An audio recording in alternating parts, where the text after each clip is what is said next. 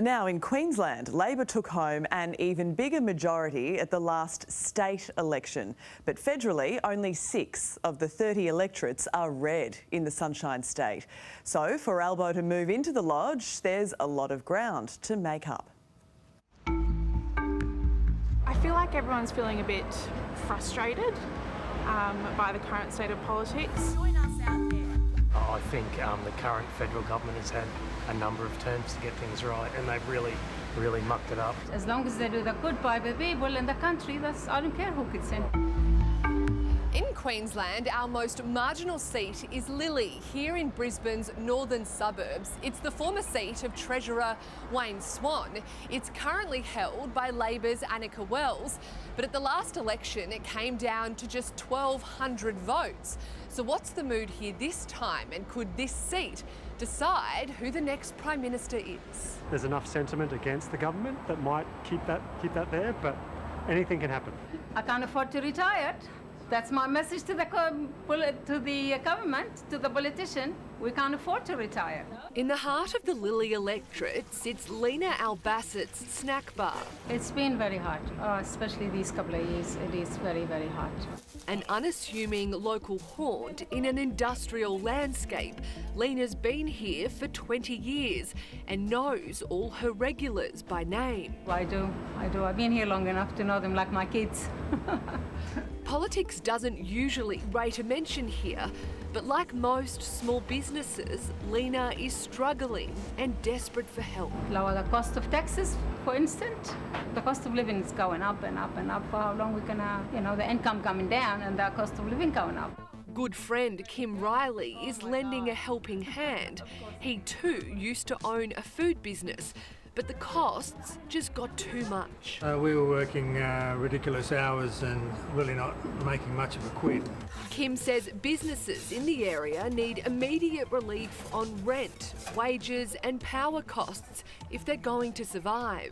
I think as the time approaches, the greater concern is going to be who is the best manager of the economy. But I think people want to get it on and get it over with, to be honest, because everyone's got much bigger problems than fighting in Canberra. Annika Wells is the woman trying to hold on to the job.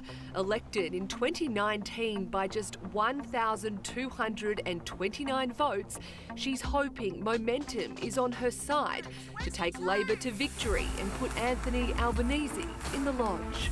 I think people want competence. They want competence, they want people looking after them, and they want some confidence that there's a plan that things will get better. Annika is already in full campaign mode. Today she's door-knocking locals, her bread and butter strategy for the next 6 weeks. So Annika, what would you say the number one issue is for voters in your electorate? Is there a plan? Who's got a plan? Is it going to help me? With his own plan is the new LNP candidate for Lily, Vivian Lobo. Big smiles, everyone. Go! He was recently parachuted into the seat despite living outside the electorate after the former candidate, Ryan Shaw, withdrew just weeks ago. He had to take some time to deal with his mental health, which is a significant issue in Australia now, and I really hope Ryan's doing well and recovering. At the 2019 election, the LNP won the primary vote in Lily, but lost on preferences.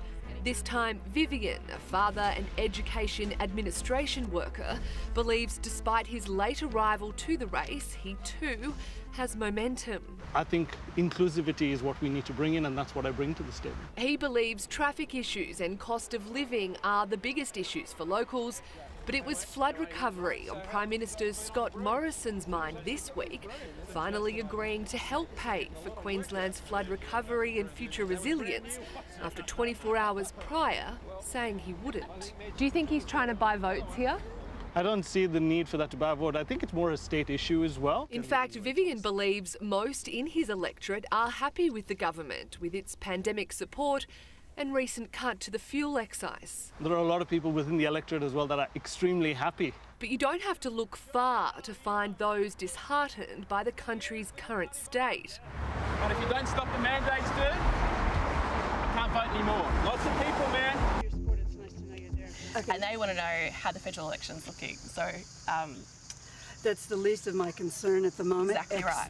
At the local shops, most people already seem fed up with the campaign, which is yet to begin in earnest.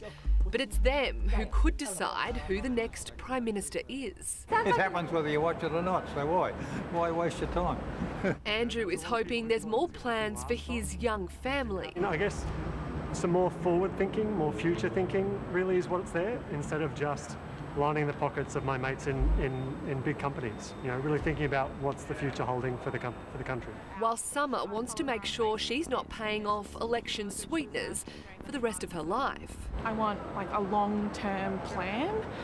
I feel like young people like me are going to be the ones paying for the latest budget, and there's not really much that we're getting back out of it other than a couple $100 maybe at tax time.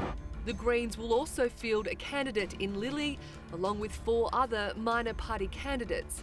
But regardless who wins here and control for the House on the Hill, for locals it seems actions will speak louder than any words. Not promises, and when the action comes, they turn their back on us. We don't like that.